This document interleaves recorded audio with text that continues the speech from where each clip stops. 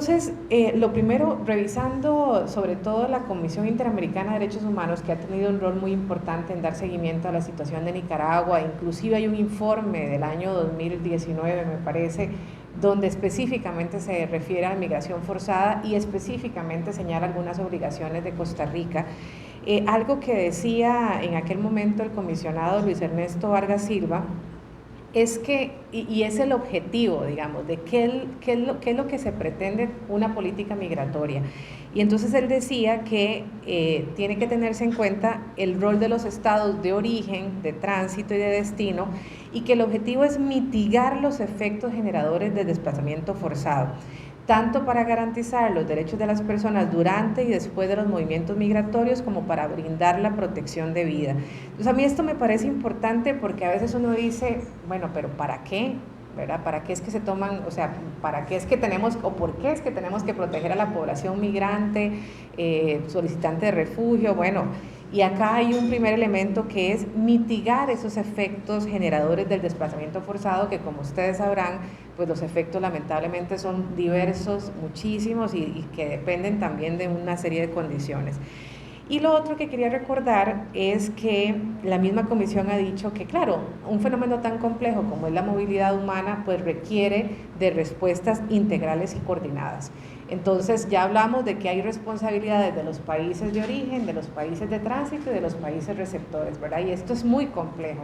Entonces, claro que no estamos hablando de una cosa que se resuelve de la noche a la mañana con una sola medida, sino que en realidad requiere una respuesta integral y coordinada. Y yo puedo entender que el gobierno de Costa Rica quiera llamar la atención de la comunidad internacional porque pues hay una responsabilidad colectiva, pero como bien decían al inicio, las formas cuentan, ¿verdad? Y estos discursos tan incendiarios, tan estigmatizantes, tienen consecuencias y eso es lo que no se vale. Entonces, revisando el informe de la comisión le dio a Costa Rica 17 recomendaciones. Cuando vino al país y tuvo la posibilidad de entrevistar a muchísimas personas, autoridades, personas solicitantes de refugio, y a organizaciones, por ejemplo, la comisión expresó en aquel momento varias preocupaciones. Una es el tema de la documentación, y es que es tan importante la documentación porque la documentación es lo que te permite acceder a derechos. Entonces, si ponemos barreras para obtener esa documentación, pues básicamente estamos poniendo barreras para que las personas accedan a sus derechos humanos. Entonces ya la comisión en este momento hablaba de cómo garantizar una documentación que les permita a las personas, bueno, acceder a derechos económicos, sociales y culturales como trabajo, vivienda, educación, salud pública. Y por otra parte, la comisión también expresaba preocupación por el tema de discriminación y xenofobia, ¿verdad? Y decía cómo, bueno, algunas de las medidas ponían barreras para que estas personas fueran integradas localmente, porque uno de las grandes recomendaciones y sobre lo que hay consenso es que hay que integrar socialmente a la población en movilidad humana, ¿verdad? Entonces, ¿cuáles medidas nos llevan a eso? Y pues ya la comisión decía, ojo con la discriminación y la xenofobia, y nuevamente algunas de esas manifestaciones no ayudan a combatir eso. Entonces yo quiero referirme a 7 recomendaciones que yo creo que son centrales. Una recomendación que le daban a Costa Rica era implementar políticas y medidas accesibles que garanticen el ingreso al territorio de las personas nicaragüenses que requieren protección internacional o para satisfacer necesidades humanitarias urgentes, ¿verdad? Y acá hago énfasis en la palabra accesible. Entonces, una de las preguntas que tenemos que hacernos es si estos cambios aseguran esa accesibilidad. Una segunda recomendación era que se garantice el reconocimiento de la condición de refugiado a las personas nicaragüenses con temor fundado de persecución de volver a Nicaragua mediante procedimientos justos, ágiles y eficientes. Y entonces decía que, o sea, que garanticen el derecho a recibir asistencia para satisfacer necesidades básicas y contar con enfoques diferenciales, ¿verdad? Recordemos que no todas las personas que están en movilidad humana, llámese solicitantes de refugio, migrantes por diversas razones, están en igualdad de condición, ¿verdad? Entonces el impacto, cómo impactan estas medidas a las mujeres, cómo impactan a las personas de la diversidad sexual, cómo impacta a las adultas mayores, en fin, ahí hay una serie de variables que por lo menos no se observa que haya habido ninguna consideración en estas reformas. Una tercera recomendación, generar un sistema adecuado de registro de ingreso, permanencia y salida y que tenga estadísticas desagregadas. Yo me di a la tarea de buscar las estadísticas y la única que encontré, pero puede ser que yo sea que no la busque bien, es de qué país están solicitando, pero más allá de eso no quería buscar cuántas mujeres han entrado, cuántos niños, y no encontré. Y bueno, ahí hay un tema que ya la comisión le había recomendado, de generar este registro desagregado, porque obviamente las medidas no pueden ser iguales para todo el mundo. Asegurar la gratuidad de los procedimientos para el reconocimiento de la condición de refugiado era otra recomendación. Implementar medidas para promover la integración social y la resiliencia de las personas nicaragüenses, en particular a través de las garantías de los derechos a la no discriminación, derechos económicos, sociales y culturales, nuevamente incluyendo el acceso al trabajo, a la educación y seguridad desde el momento en que presentan su solicitud de reconocimiento. Y luego permitir que las personas en necesidad de protección internacional accedan al permiso laboral, ¿verdad? Entonces, acá la comisión dice, el permiso tiene que ejercerse, debe permitirse ejercer todo tipo de profesión y ocupación sin necesidad de que se requiera otra categoría migratoria. Y una séptima recomendación es asegurar la atención médica en los sistemas de salud que garanticen la integridad personal y física y psicológica sin necesidad de asegurarse a la Caja Costarricense de Seguridad Social. Entonces ya vemos 7 recomendaciones que en mi humilde opinión no están siendo como seguidas, ¿verdad? Y que la comisión específicamente le dio al Estado.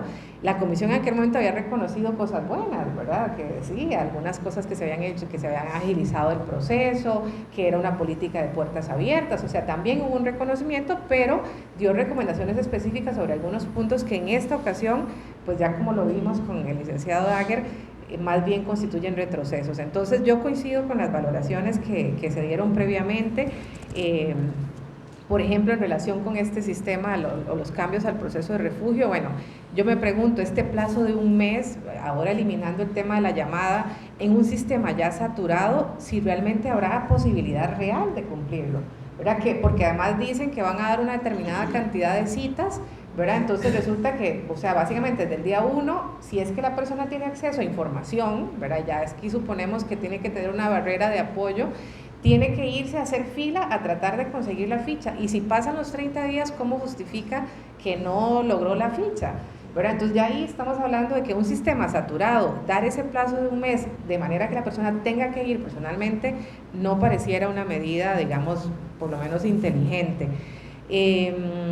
Esto de que el decreto señala como una buena práctica que se tienen que explicar si solicitaron refugio en otro de los países, porque se supone que solamente podrían solicitar refugio si es el primer país de llegada, o sea, los nicaragüenses en principio podrían, pero si resulta que se fueron primero a El Salvador y después se vienen para acá, ya ahí tendrían que dar una explicación adicional, que es lo que está haciendo Estados Unidos, ¿verdad? Esa fue una práctica que la estableció desde el gobierno de Donald Trump, que el gobierno lo habla, en el decreto lo señala como una buena práctica, pero que sabemos que no es una buena práctica. Bueno, eso ya incluye una barrera adicional. Por supuesto, las barreras para acceder al trabajo que ya se mencionaron, ¿verdad? Este trámite adicional para obtener el permiso de trabajo que establece el artículo 54, esto que ya nos señalaban de el deber de estar asegurado de manera ininterrumpida. Sabemos que eso es muy complejo, ¿verdad? O sea, que la persona puede tener diversos seguros, pero seguramente habrá periodos donde la persona no puede estar asegurada, y eso pues sería una causal de exclusión. E inclusive a mí me llamó la atención de que la prohibición expresa del artículo 58 de que las personas no puedan trabajar ni por cuenta propia ni para otras personas, so pena de que eso es una causal de rechazo. O sea, es que además, si por ejemplo a mí se me ocurre ir a vender, a una persona se le ocurre ir a vender chucherías, o sea, cadenitas o lo que sea, y eso se considera trabajo por cuenta propia, y le sacan fotos y luego hace la solicitud y dicen, no, mire, esta persona estaba trabajando, eso ya es causal de rechazo. O sea, hay una prohibición expresa, es que no pueden hacer nada ni siquiera por cuenta propia porque les podrían rechazar, y eso me parece también bastante problemático. Y luego, por supuesto, lo que ya se señaló, que considero que es una violación a la libertad de circulación de las personas, que es no poder ir a otros países, sobre todo para personas que son perseguidas políticas, que hacen, como ustedes, una labor de defensa de derechos humanos. Esta prohibición de que no pueden viajar a denunciar o a las razones que sean, no tiene mucho sentido, y claramente pues es una barrera más. En relación con el proceso de categoría especial, pues ya existía, ¿verdad? Según es lo que entiendo.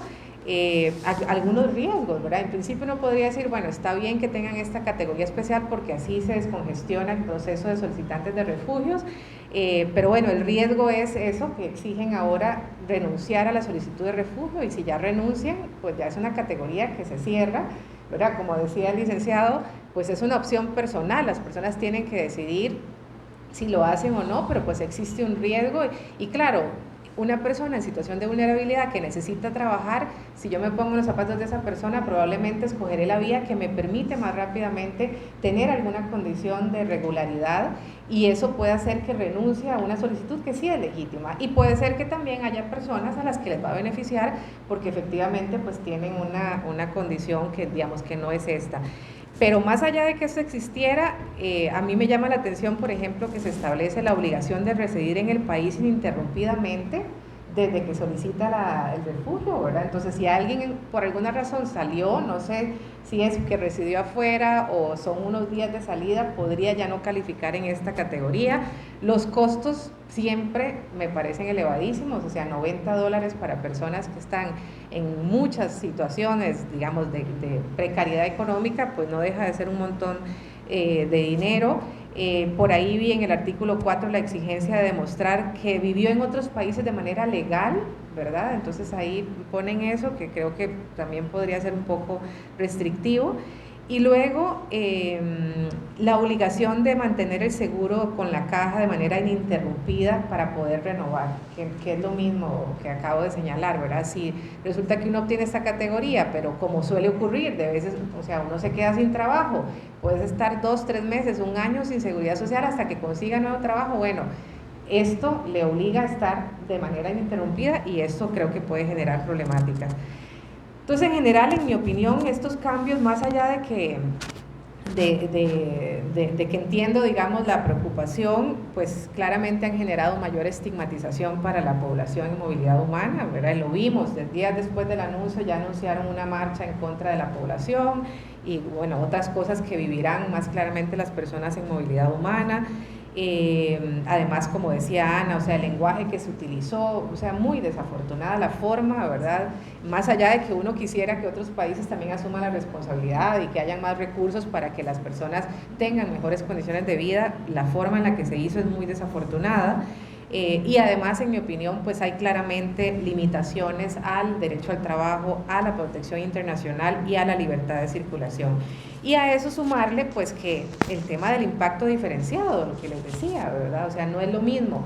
Si supiéramos cuántas mujeres están migrando, si vienen con hijos o no tienen hijos, si son jefas de hogar, bueno, este tipo de medidas no solamente les impactan a ellas, también a sus hijas. Por ejemplo, yo que trabajo para una organización que defiende los derechos de las mujeres y específicamente salud sexual y reproductiva, bueno, las limitaciones para acceder a la caja en términos del acceso a salud sexual y reproductiva, cuando las mujeres necesitamos ciertos servicios en ciertos momentos de nuestra vida, ¿verdad? O sea, no es que podemos, por ejemplo, una mamografía, hay que hacerla al cumplir tanta cantidad de años. ¿Qué pasa si llegamos a un sistema en el que no podemos acceder a eso? O citologías, ¿verdad? Esas necesidades particulares, pues claramente están absolutamente ausentes. Además, acá en Costa Rica hay un tema de explotación laboral, por ejemplo, de servidoras domésticas de nacionalidad nicaragüense. Este tipo de sistemas que más bien restringen, pues lo que pueden generar es mayor informalidad y además el caldo de cultivo para situaciones de explotación laboral, de trata de personas, por ejemplo, con fines de explotación laboral u otros fines.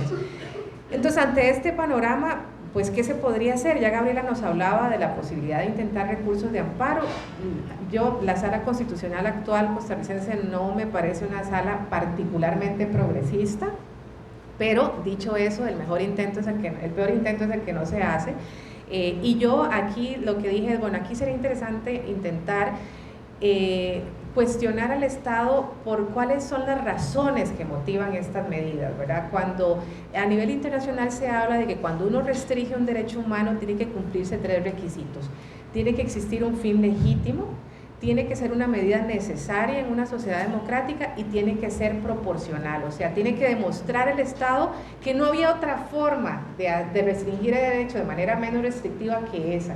Entonces yo dije, bueno, sería interesante hacer este test que se llama test de restricción de derechos y decir, bueno, a ver, por ejemplo, en el más obvio, el derecho a circulación fuera del país, que creo que no tiene absolutamente ningún sentido.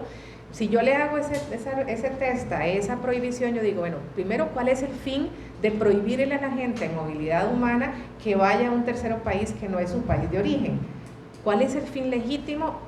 O sea, así pensando en el aire, no hay ningún fin legítimo, ¿verdad? Entonces, ya con eso se caería el primer requisito y ya con eso se cae la medida. Entonces, yo creo que podría ser interesante, igual en términos del derecho al trabajo. Bueno, tiene el Estado costarricense claridad, digamos, nuevamente, ¿cuál es el fin? Está desplazando, hay un desplazamiento de la mano de obra costarricense, tiene que demostrarlo, ¿verdad? No puede decir así, para proteger a los ticos y las ticas, no, tiene que demostrarlo, a dónde se está desplazando, qué es lo que está pasando, cuáles son las profesiones, ¿verdad? O sea, tiene que demostrar que hay una problemática que yo no creo que tengan ese nivel de análisis, entonces creo que también se podría intentar por ahí. A nivel internacional, pues acá muchas de ustedes son expertas y expertos en incidencia. Yo creo que, como vieron con lo que señalé, hay un claro incumplimiento de las recomendaciones que dio la Comisión Interamericana, o sea, es abierto, es flagrante. Entonces, cuando mínimo, pues enviar una carta artículo 41 para informarle a la Comisión que está existiendo este incumplimiento, solicitar una audiencia temática, solicitar que la Comisión haga una visita in loco pronto, de manera que esa visita pueda permitir una interlocución con las autoridades y ojalá pueda revertir algunas de estas decisiones. Bueno, y eventualmente personas a las que se les niegue la protección internacional o que sean víctimas, digamos, de esta aplicación, pues también podría pensarse en hacer una petición. Lo que pasa es que las peticiones sabemos que duran 10 años y pues la idea es, creo que ahorita el énfasis es cómo presionar, cómo incidir ante las autoridades utilizando los mecanismos internacionales para lograr la flexibilización de algunas de estas barreras. Entonces, pues es un fenómeno complejo.